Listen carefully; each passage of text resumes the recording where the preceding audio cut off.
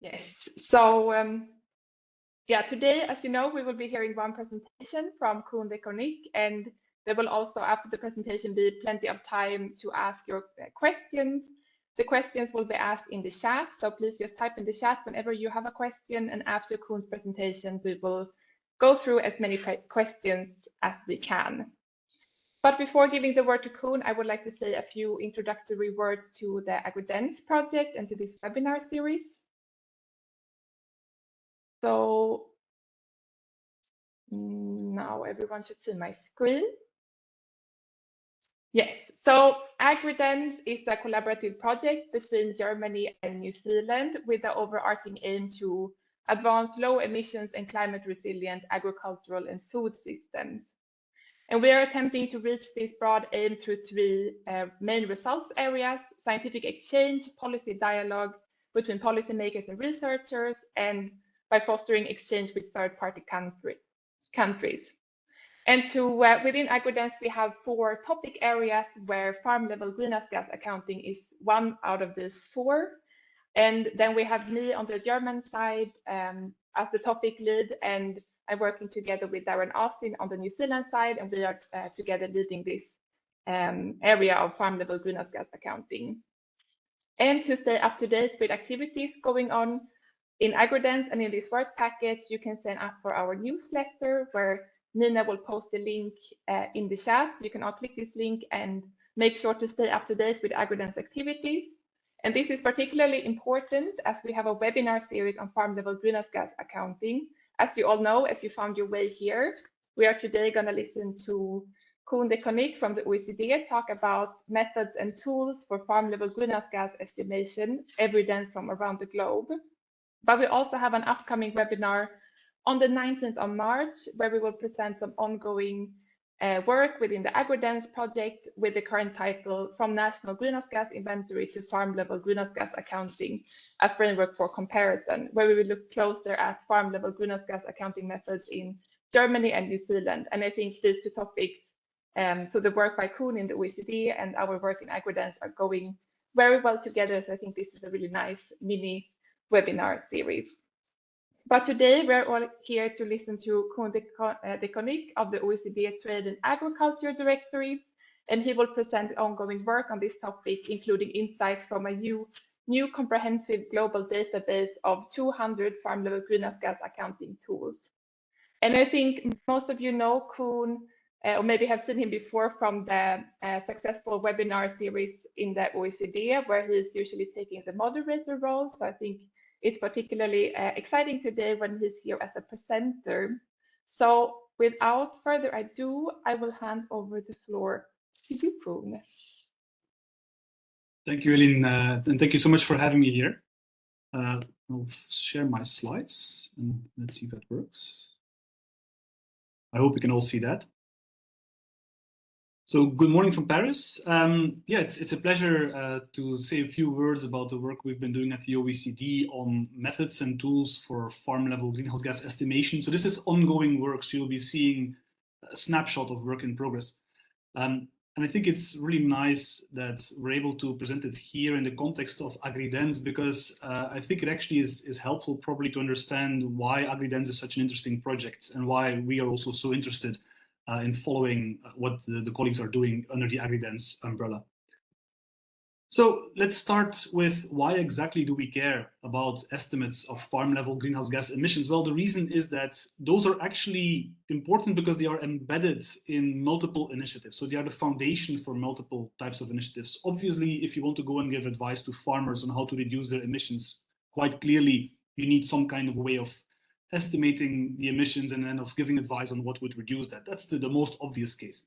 But there's others as well. It also plays an important role in policy debates. And it is also an important input when people are trying to come up with things like product labels or product carbon footprint estimations in agri-food supply chains. And one area that is maybe a little bit less common or less familiar for many people is corporate reporting. This is an area that is actually very important, but maybe a little bit under the radar for many people. Increasingly large companies, including in food supply chains, are reporting not just their own greenhouse gas emissions, but also the emissions in their supply chain. So if you think of a large retailer, for retailers, that means that they would be reporting also the emissions all the way up to the farm or even before for all the products that they are putting on the supermarket shelf. And at the moment, that is often done using average data from a database, which means that people are already making some assumptions on the farm level emissions.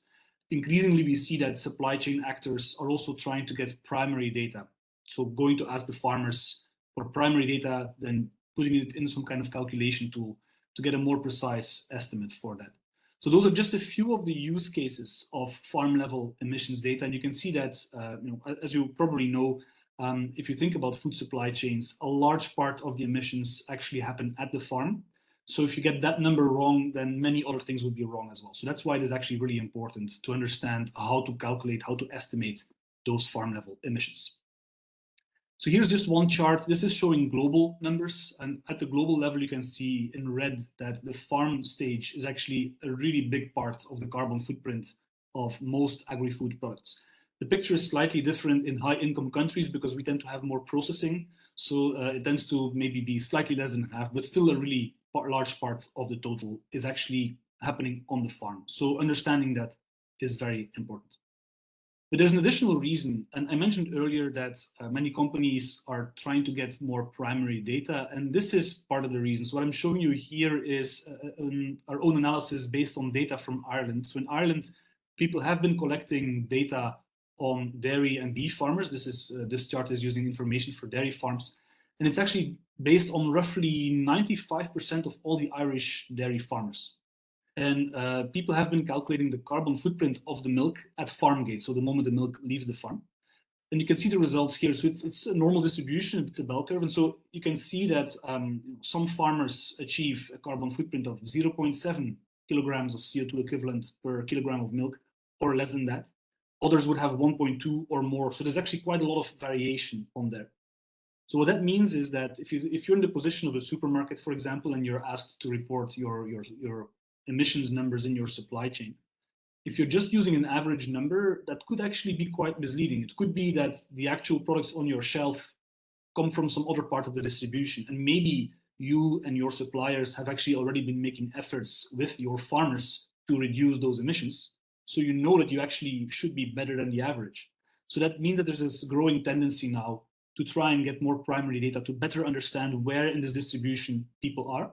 And also additionally, how you can actually get people to shift or to move alongside a distribution towards a lower number, to give people advice on how to reduce those emissions over time.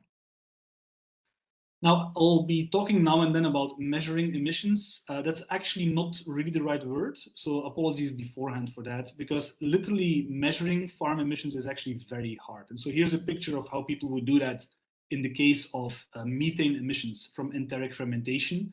So you can see here you would put a cow in a certain special chamber, a respiration chamber, and then there would be sensors in there that would actually be able to capture, to measure how much methane that cow has been burping. Now, you can do that for one cow, but you clearly cannot do this for all the cows every day on every farm. That's clearly not possible. So people would do this for scientific research, but then in reality, when we say measuring farm emissions, it is actually usually more estimation or calculation.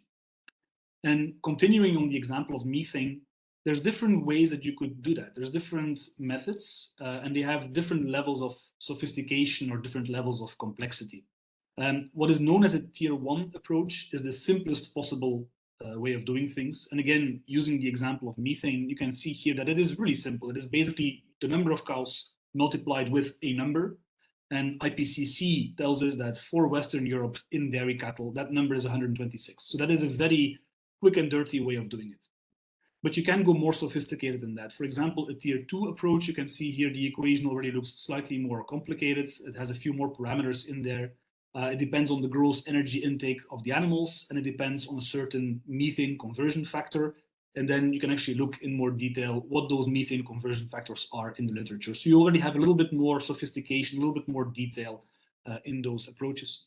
And then there's also something called tier 3 approaches, which really means anything that is more sophisticated than what I just showed you. In the case of methane from enteric fermentation, that could mean that people have been using more detailed input data on feed intake, feed composition, different or more details on the herd structure, different production systems, etc. or more sophisticated modeling, more detailed mechanistic biophysical models, and so on. So all of that would be considered a more sophisticated tier 3 way of doing things. And so that language of tier 1, tier 2, and tier 3 comes from IPCC guidelines, which were actually designed to help countries come up with their inventories of their greenhouse gas emissions. But that is a language that is very commonly used in a broader sense as well. Because there are two main places where these kinds of calculations are used. And the first one is what I just hinted at, is the national inventories. And the second one is increasingly these farm level tools. Now, national inventories are submitted to UNFCCC, the UN Framework Convention for Climate Change. Countries submit their national inventories there. There are IPCC guidelines, as I just mentioned, which explain not just for methane, but for many other types of emissions, and also not just for agriculture, but for every sector, how you should be calculating those things. And if there is a peer review process involved, so you cannot just claim that in your country the cows don't emit any methane. There will be some peer review process. Somebody will ask questions about that if you say things like that. And the people who submit those national inventories, who develop those inventories, they do that following IPCC guidelines, but then within that, they will often invest in having the best country-specific research and evidence. So if you think again about my enteric fermentation example, typically they will not be using the simple tier 1 approach. They will not just be taking the number of cows and multiplied with a number. They will probably look more closely and find more detailed information in their country.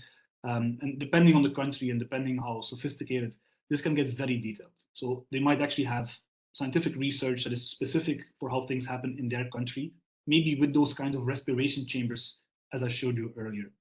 So that can get very detailed, very customized, very precise for that country. Of course, there's still uncertainties, but the important thing here is that people would be able to go beyond a simple one-size-fits-all tier 1 approach to come to something that is more adapted to their local circumstances. As I said, those same kinds of calculations, those same kinds of methods, people are increasingly using them also to say something about farm-level emissions. And here things are a little bit less clear about how all these things work. So we know that those tools are used for farm advice and for corporate reporting and those kinds of things. And whereas national inventories follow IPCC guidelines, it's not really clear what those tools are following. We know that for national inventories, there's a peer review process, less clear how that works for farm level tools. And we know that national inventories draw on country-specific research and evidence. Again, not always clear in general how that looks like for farm level tools. And that is actually one of the reasons that our own work has now been looking into that to try and fill in those blanks there. Now, it wouldn't matter that much if we knew that different farm level tools all give you sort of the same results in one country, but unfortunately we know that that's not the case. And so I'm showing you numbers here from a study that was commissioned by the UK government in 2023. And what they did is they took data for the same farms and put it into different farm level calculation tools. And you can see here the difference between the blue and the orange is the difference between the lowest estimate and the highest estimate in those different tools.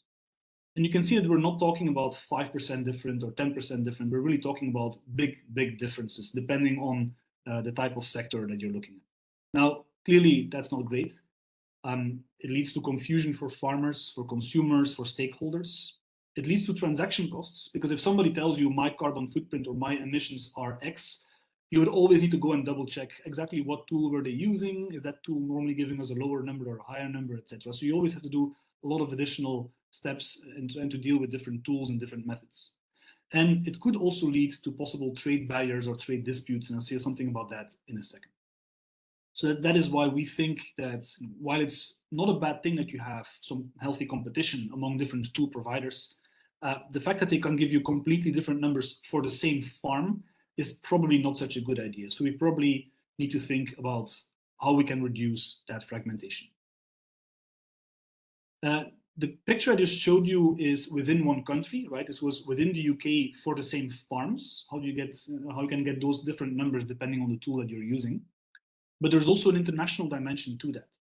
And I'm just going to give you one small example here to show you how that could look like in the future as well. So this is an article in the Irish Farmers Journal from 2021. So pay close attention to the date. I'll come back to that in 1 second. So they were reporting on a study from New Zealand that claimed that New Zealand dairy farming had a carbon footprint that was 40% lower than in Ireland.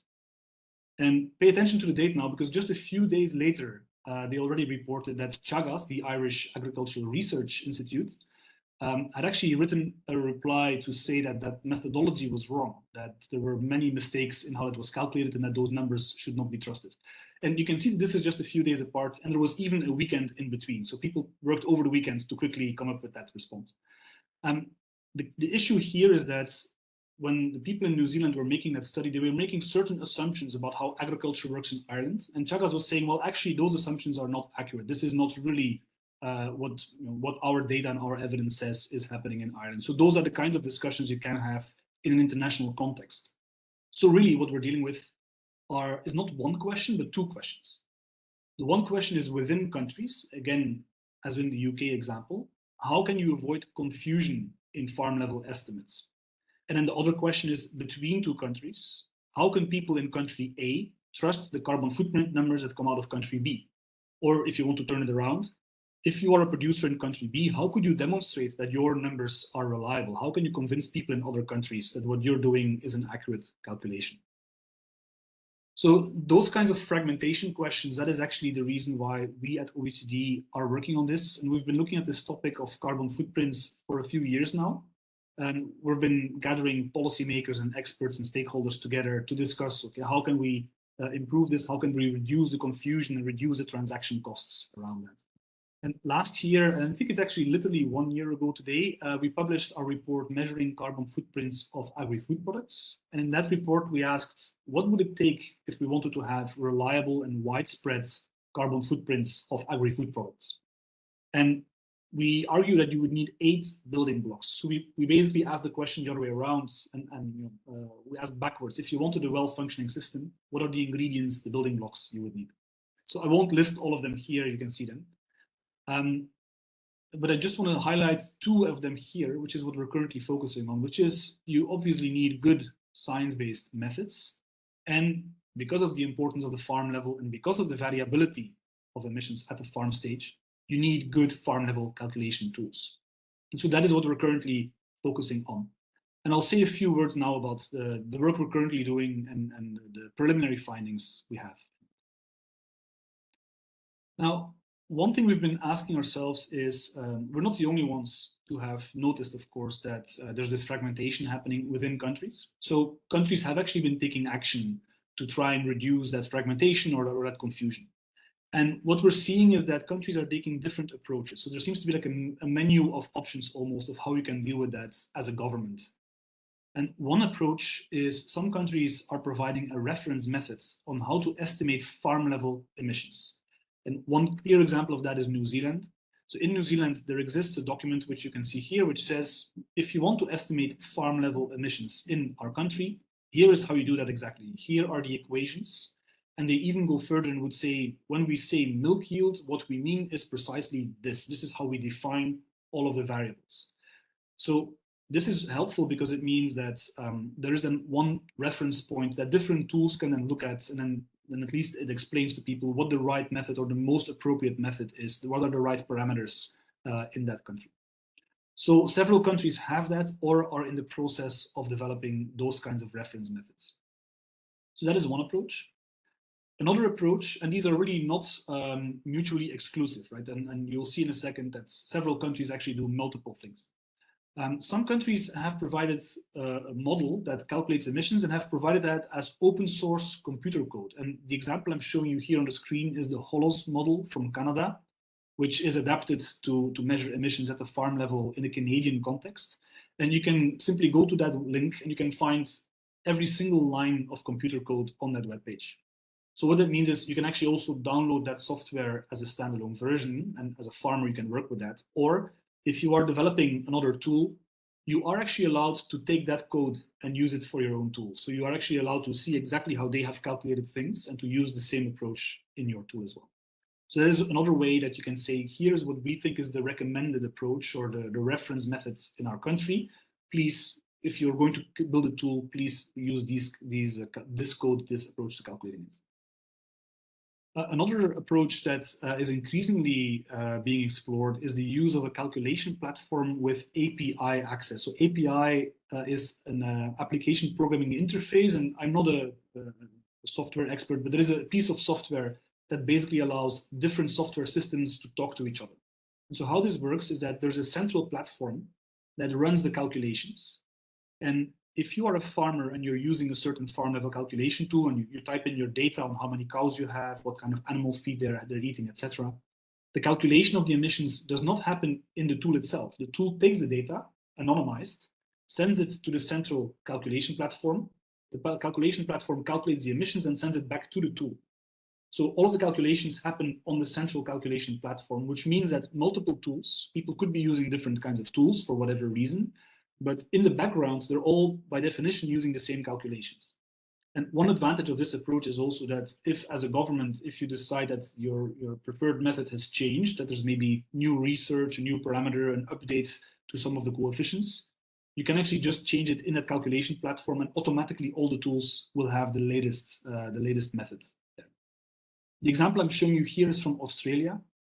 Several other countries have done that or are in the process of doing that. So New Zealand is another country that is doing this, and several other countries are actually exploring this idea as well.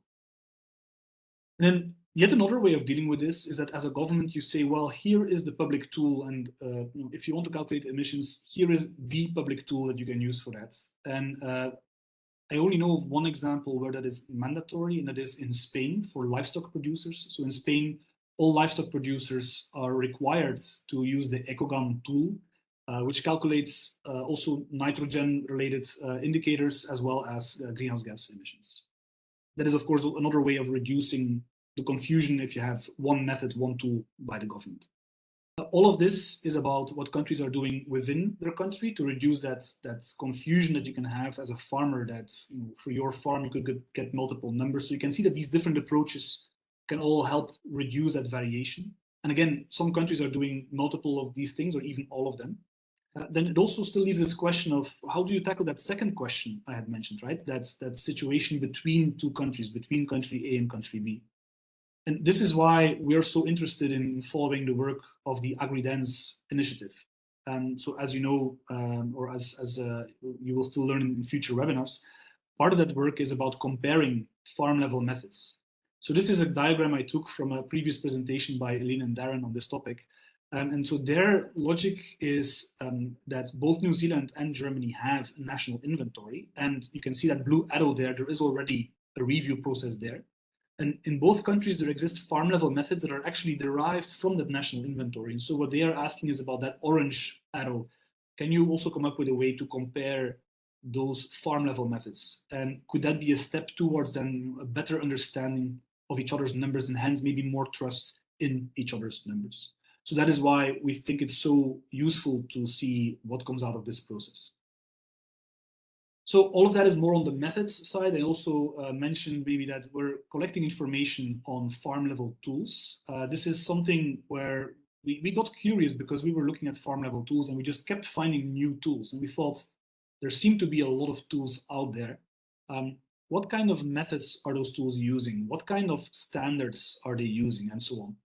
And we couldn't really find a clear, comprehensive answer. Some people have looked at this question, but we felt like there was a lot more out there. So together with some other researchers, we've been building a database and the goal is basically to get information on all tools around the world that are used for farm level greenhouse gas estimation. And at the moment, we have some 200 tools in there, of which 180 are active today. We're currently analyzing the data. So what I'll be showing you now are preliminary results, but it gives you a pretty good idea, I think, of the landscape and the characteristics of those farm level tools as they're being used today. The first thing that we notice is when we look at when tools were created and how many tools have been active in which years. And you get this stunning chart here that shows you spectacular growth over time in the number of active tools. So at the moment, we're at around 180 active tools. And you can see that that number has gone up by around 88% in just the last few years. So that is really remarkable growth. And you can also see here, if you look at the different colors, different actors are involved in developing those tools. Some tools are public tools, other tools are purely private tools. Some have been led more by the research world. And so, for example, the Thünen-Institut, we would categorize that as a research-led tool if they have something like that. So those would be in the blue box over there. And you can see that, especially in the last few years, a lot of the growth has actually been coming from those private tools. And now increasingly, those are actually becoming a very important category of calculation tools. When we look at where the tools are active, we see that tools are widespread, but perhaps not surprisingly, they are more established in high-income countries than in other countries. Most of the tools we have focus on one country. So you can see that more than 100 tools focus on just one country. And then there's a few tools that claim to be global, and also some other tools that say that they cover more than 2 countries. For example, some tools would say that they cover the entire Mediterranean or the entire European Union. And I already saw someone in the chat asking whether farm level emissions, how this maps to the language of scope 1 and 2 and scope 3. So maybe as a bit of background, because I know that not everybody is familiar with this terminology. So this again comes from the world of corporate reporting, as I mentioned earlier. And so in corporate reporting, there exists a standard called the Greenhouse Gas Protocol, which is the most widely used standard. And it introduces this concept of scope 1, 2, and 3. So scope 1 means for an organization, the emissions of your own activities. So if you are a supermarket, that would be things like your trucks that are driving around, those would be your scope 1 emissions. Your scope 2 emissions would be the emissions of the energy you're purchasing. So in the supermarket, the electricity that you need to keep the lights on, those would be your scope 2 emissions. Scope 3 is everything else upstream and downstream in your supply chain. So again, in the case of the supermarket, this would go all the way up to the cow in the field burping methane, which then became the yogurt on your shelf in the supermarket. That is part of your upstream scope 3 emissions. So it's always relative to a certain organization. The way that we're using the terms here is we're asking the question from the point of view of the farm. So scope 1 emissions mean the actual emissions as they happen on your farm.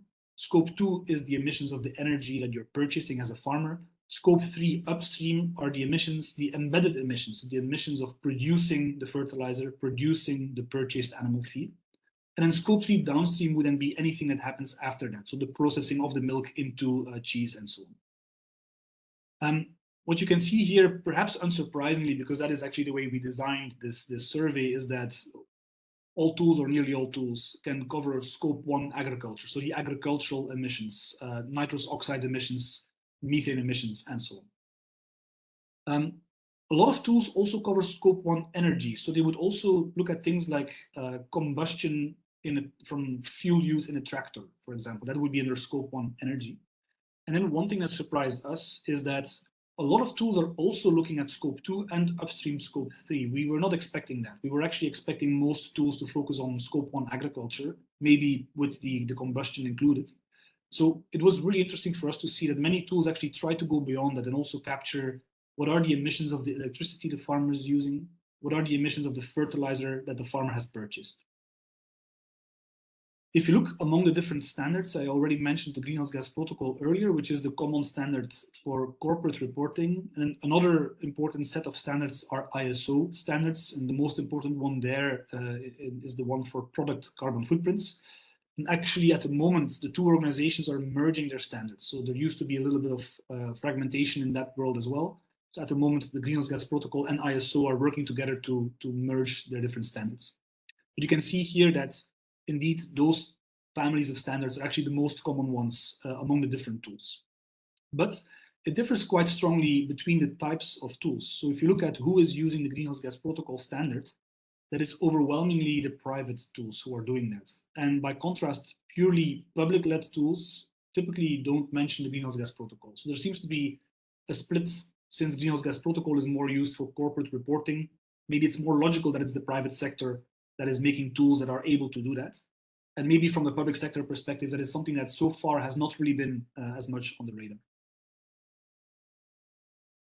In terms of methodology and calculations, what is positive is that the vast majority of the tools say that they follow IPCC, and 58% also say that they follow the national inventory. Now, as I mentioned earlier, IPCC guidelines, that would be this tier 1, tier 2, tier 3 language, that is actually still very broad. So you could be following IPCC and have a very simple tier 1 calculation, number of cows multiplied with this number for methane, right?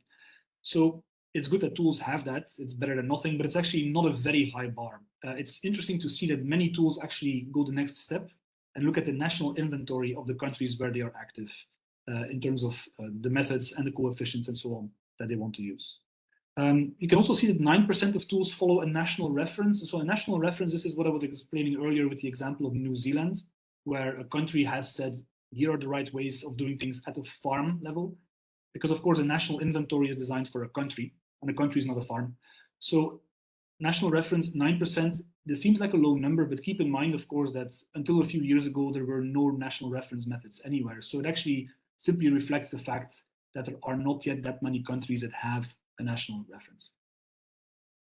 So if we look at which tools are using which kinds of methods, and here I'm showing the data a little bit differently. The dark blue here is the different tools that are using the national inventory or a national reference method built on the national inventory. So you can see that that is actually quite common across the board, especially among public tools. As you can see there, it's almost exclusively what they're using. If you look at the tools that are only using IPCC and nothing on top of that, you can see that is actually quite common in among the private tools. So what is interesting here is that if you think again about the other picture I showed earlier about the greenhouse gas protocol, which is the standards, the way that people would like to see the numbers reported for the corporate reporting, is that private tools were definitely in the lead on that. The public sector was definitely not doing that. And then the picture is not exactly the other way around, but it's quite different when you look at the methodological underpinning. So what is interesting here is that both types of actors or different types of actors could really learn from each other and could actually help upgrade each other's tools to have both a high methodological standard and also make them easy to use in corporate reporting. So those are just a few findings, and as I mentioned, and you could see on the slides, these are preliminary findings, right? We're still refining the analysis, so some of these numbers might still change as we sometimes do additional verifications and additional checks. So please do not yet cite these numbers. This is preliminary. The next step for us will be to turn this into an OECD report and possibly an academic paper as well. And in parallel, I mentioned earlier those examples of what countries are doing to reduce the fragmentation. So it would be an additional OECD report that will be looking at the different options countries have when they're doing that. And one thing we are actively considering now is, based on the analysis we have now, could we maybe help come up with a set of best practices for tools, given what we see about what tools are doing already or not yet doing? So we could actually work with tool operators and have conversations based on the data we have to maybe come up with some sort of guidelines on, well, we think all tools should be doing this or should consider doing that. A large part of the work, and I didn't really touch on that now, is we are also having policy dialogues among OECD member states on how to reduce fragmentation. And actually, we had a presentation on the AgriDENZ project as part of those conversations as well. So it is something that policymakers in many countries are actually taking quite seriously. And as Eileen mentioned, we're also organizing webinars on carbon footprints. And I think many of you are probably already on the mailing list, but if not, feel free to reach out on the email address over there, and I'll be very happy to add you to the mailing list. And with that, I'm really happy to hear your questions and your thoughts on this. Thank you very much, Koen, for your very nice presentation. And I've seen during the whole presentation here, there's been quite some activity in the chat. So we have very many questions lining up, and also some comments from different participants. Looking at the chat, I see it mainly relates to national efforts to decrease fragmentation. So we had some comments from the UK, from Denmark, from Austria, telling about their approaches to decrease the national fragmentation. So I think that's really interesting. But I will start with a question from Claudia Heidicke, posted in the chat here. Seeing all the challenges and differences between tools, what can be a way forward to reduce fragmentation on the national as well as on an international scale? Best both national and international should be aligned, right? Well, she asks tough questions. So what we're thinking of, and this is not yet the official OECD viewpoint, and this is just an idea that we're testing right now, and I would be very happy to hear people's ideas, is that this idea of having a national reference method might actually be the key to both of those problems, to both of those challenges. So if you think about the New Zealand example, within New Zealand now there's a clear reference. So in principle, different tools know what the preferred method is. So that actually reduces a lot of the confusion, a lot of the uncertainty. The tools can actually implement that. New Zealand has a document, but they also have open source computer code. They also have an API. They also have a user interface that you can use and use it as a tool. So they have actually done all of those steps that I was talking about earlier. You don't necessarily need to do all of those steps as a country, but just having a clear reference that says, in our country, this is what we think is the best way of calculating farm level emissions could be really helpful as a reference to with the domestic fragmentation. But it could also be really helpful internationally.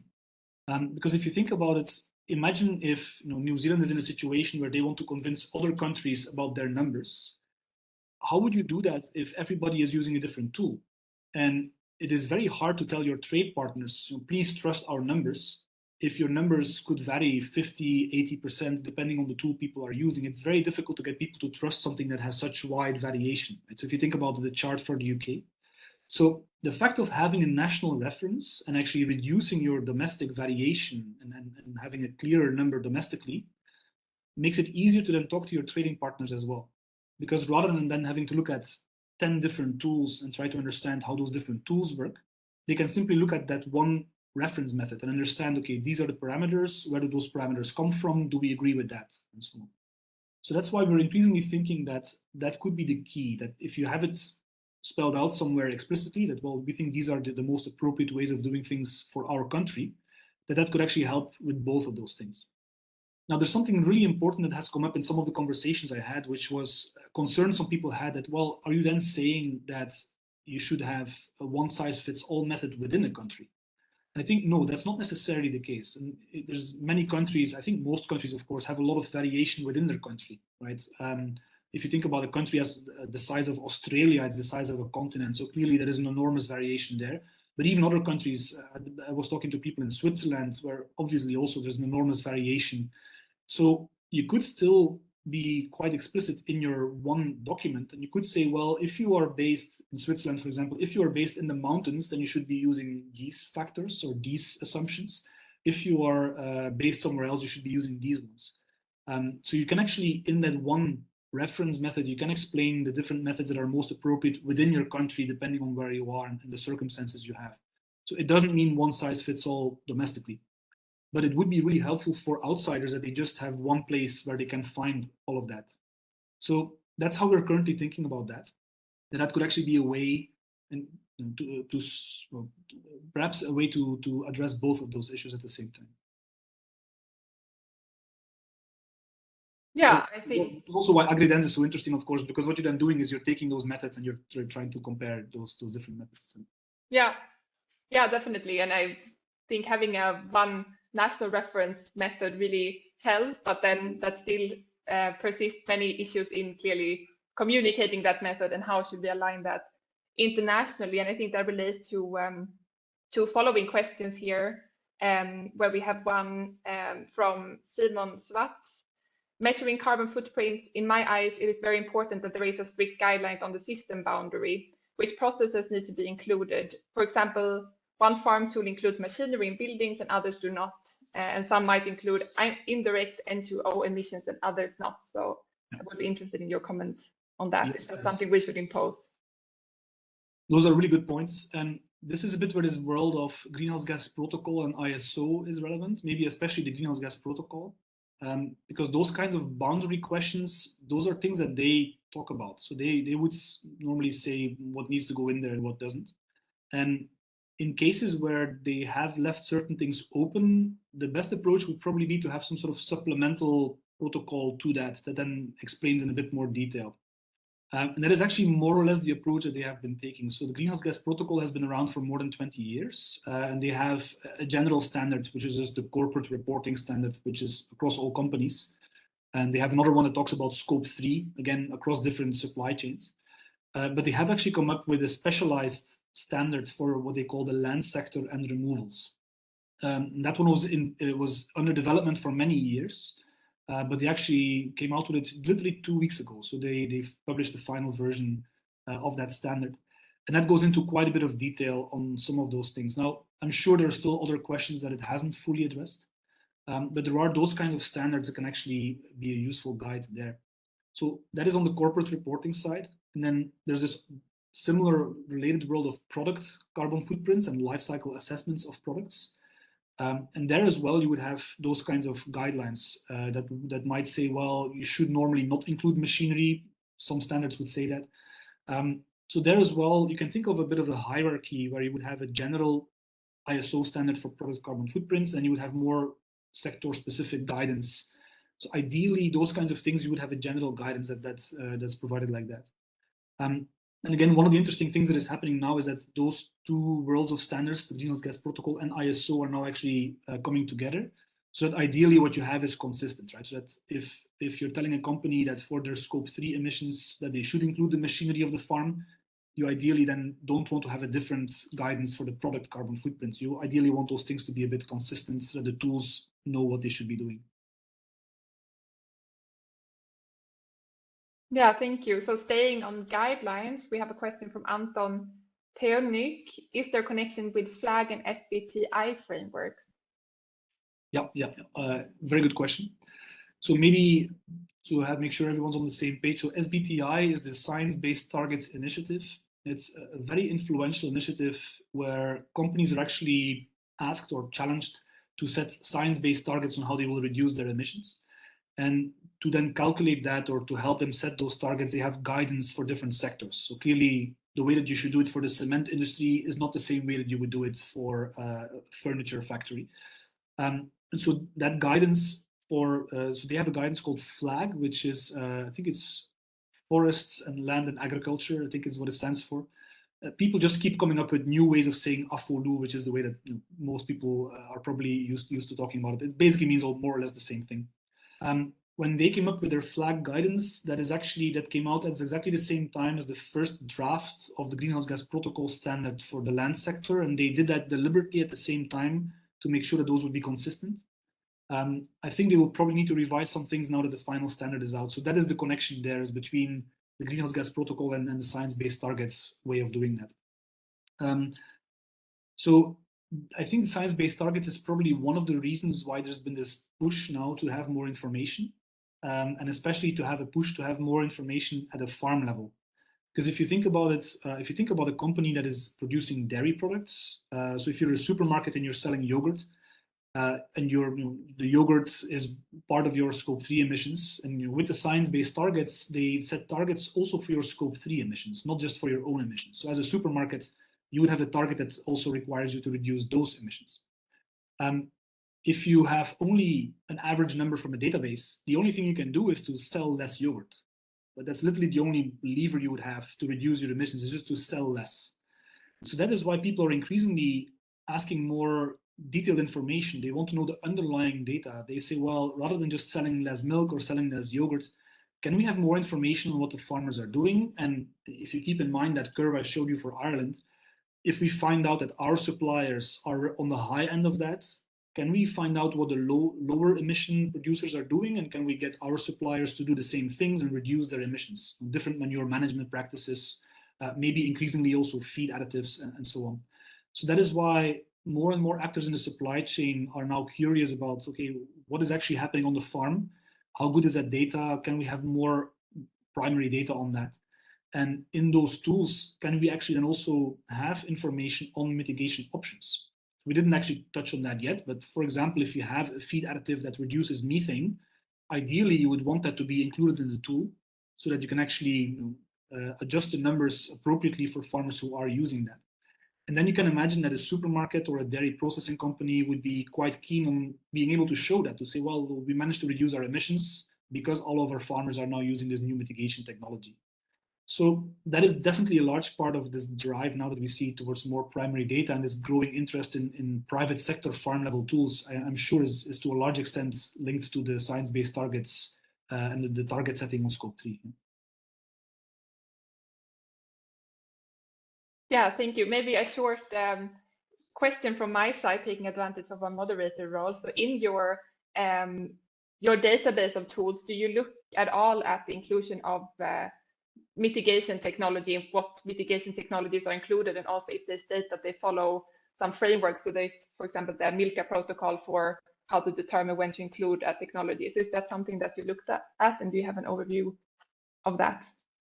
Well, so what we did now was more or less a first overview, but we are thinking, the way we built this is we reached out directly to the people who develop the tools. So we now have those contacts. And that means that in the future, we can actually ask additional questions. And actually, probably the next step might be to get more details on how they calculate emissions, including how much detail they have on new mitigation options.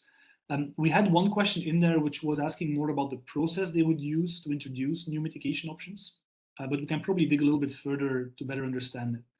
And indeed, as you said, Elin, so it is actually a nice illustration of the challenge if you want something that is still science-based and reliable. So imagine if you have a new feed additive that reduces emissions for dairy cows. At what point will you say we now have enough evidence that it actually works, and now we can put it in the tool? And what will then be the exact number? So if you have, if the studies show on average, say a 20% reduction, will you take 20%, or would you want to be a bit more conservative and maybe put only 10% reduction and so on? At the moment, it's difficult for the tools to make those kinds of decisions themselves. People don't want to get accused of greenwashing.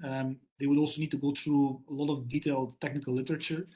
So there are some initiatives now. You mentioned the Milka protocol in the dairy sector, which is a nice example of that. There's also PROBA for the fertilizer industry for nitrogen stabilizers, where people are actually trying to have one source that looks at what are the different mitigation options and what are the different numbers that you can put in. And it would be really useful to think about that process. So how do we make sure that we have a good science-based process that is still fast enough, but also rigorous enough that we can actually update the tools? It is really important because if we don't do that, so imagine that the methods are sort of set in stone, and imagine that you have a company that comes up with a new mitigation option. Well, if farmers cannot get rewarded with a lower carbon footprint number because the tool doesn't allow you to show it, then why would they use it, right? And then why would other supply chain actors provide financing or something like that, or encouragement, if it will not lead to lower scope 3 numbers for them, if it will not help them meet their science-based targets? So if the tool and the method is not able to capture new mitigation options, people won't use those options, or it would be much harder to convince them to do that. And you can even go one step further, because if that is the case, then why would anybody invest in the research and development to come up with new mitigation options? So this is a really important question, is can we find a way, a rigorous way, but still fast as well, and finding that balance, that we can incorporate new mitigation options into the tools, into the methods, while being science-based, but also being fast enough so that we don't kill the pipeline of the research and development of these new mitigation technologies. Yeah, thank you for that answer. I think it's clearly a balance between greenwashing and not giving farmers credit for using mitigation technologies. That is really important to find the right balance there. So we have one question relating to how much comparability we need and why. So this is a question from John Kaiser, who writes, I've spent 15 years operating an insurance program that reviews farm carbon calculators in the UK and more widely. This won't guarantee that each tool will be exactly the same. What would be the point commercially? It does, however, help ensure a level playing field for commercial activity. A key question then is how much comparability do we need and why? For example, are we tracking and supporting farm performance, or are we trying to compare performance? So this is a sensitive topic, I know. And I've had many conversations about comparability, especially the idea of comparing different farmers against each other, comparing numbers from different countries. My simple answer is that this is happening anyway. If you are, you saw the curve earlier for Ireland. So if those are the numbers that come out, and if you are a retailer or a processor and you're looking around for ways to reduce your emissions, clearly people will be looking at their own suppliers and will say, well, where on that curve are my suppliers? And can I find more people with a lower carbon footprint, or can I encourage the ones with a higher carbon footprint to reduce that? So I think that is actually, in my view, this is actually more or less inevitable, that people will be making those comparisons. And actually, they are already making those comparisons today. So the question is really, how do you make sure those comparisons make sense? Because if we're making comparisons and people are all using completely different tools, and you've seen the chart with the variations there, then that means that you might have a comparison that is meaningless, right? If you have two farmers, they might actually have the exact same emissions, it's just that they happen to use a different tool, and therefore one looks better than the other. Those are exactly the kind of problems that I think we're heading towards, if we don't think about how do we come up with a good reference, how do we reduce those kinds of questions. It does touch on another issue as well, which is the issue of competition in that space. And so, as I mentioned, there's different ways that you can think about how to reduce the fragmentation, and different countries can have a different appetite for different approaches. But it's not really necessary that you say, well, there will only be one tool. Some countries might choose for that approach. It's simple, it's quite clean.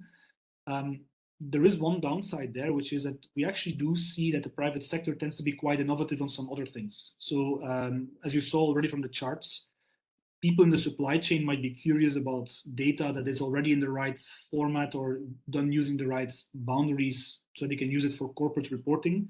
Public tools tend not to do that. It's not something that is often on the top of their minds or the top of the priority list. Private sector tools tend to be better at that. But you can also see innovation happening on things like the user interface, or how can we make it easier for farmers to do that? Can we link it to existing farm management software systems so that the farmer doesn't have to type in all the data themselves? So you can imagine a lot of competition happening between tools and a lot of innovation happening on those kinds of things. The question is whether you also want that really on the methodological level. Maybe to some extent you could have that, and people could actually come up with new methods. And you could imagine a reference method that says, well, at a minimum, tools should follow this method. But if they want to go further than that, the following 2 or 3 methods we think are also acceptable if you have the extra data. So you could imagine that the reference method also talks about that. And my understanding is that in Australia, people are actually thinking along those lines, that they would actually come up with a reference method that doesn't just specify one method, but it says, well, here's the base, the minimum method you should use. But if you have more data, you could go one step higher than that as well, or you could do a few other things as well. But still, it would be useful to think about having one place where you have that information together, both to have to avoid confusion domestically. And as I said, also, if you're talking to your trading partners, then how do you convince your trading partners if there's 12 different tools all giving different numbers? You need some kind of way to have that conversation. Yeah, thank you. You mentioned also the burden for farmers to using the tools, and also you mentioned the Australian tool, but they only provide this very baseline methodology, which would leave room for tool developers to have their own solutions. And this relates to a question from Alisa Spiegel. Do you know about any attempts to integrate AI into these tools? It's a good question. It has come up from time to time. I'm not sure if AI is really going to be the big solution here. Well, it works for certain things. So what sometimes happens in large companies, so if you think about a company that has thousands and thousands of products, an industrial company, they might need to find secondary data in a database for all of the different products they have. So you probably don't want somebody manually going through it for all the thousands of chemical products they have to find in a database the corresponding thing. That is something where machine learning can, of course, be much faster. And it can be a way to then, the machine learning algorithm does a first shot, and then maybe you do some kind of check afterwards, some kind of human check to see how accurate that was. So for those kinds of tasks, I think AI could be really helpful. Anything else? Well, it would probably go back more to the methods. So are there ways that you could use AI on the methodological side? So are there ways that we can somehow, for example, if you have observations from cows in respiration chambers, right? So we have the experimental data there, and we're trying to find out the right formula that links that back to simple KPIs that you can have at the farm level. You could imagine that a machine learning approach might be able to find a new formula or a better way of doing that than the simple equations we have, or some of the other equations we've been currently using.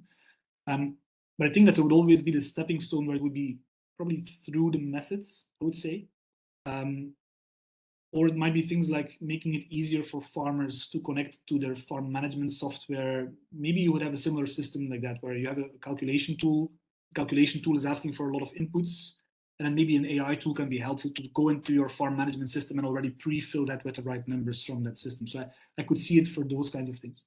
For the underlying methods, I think it would always be helpful to have sort of a step in between where you actually have some kind of discussion of that about, okay, what exactly is this method doing?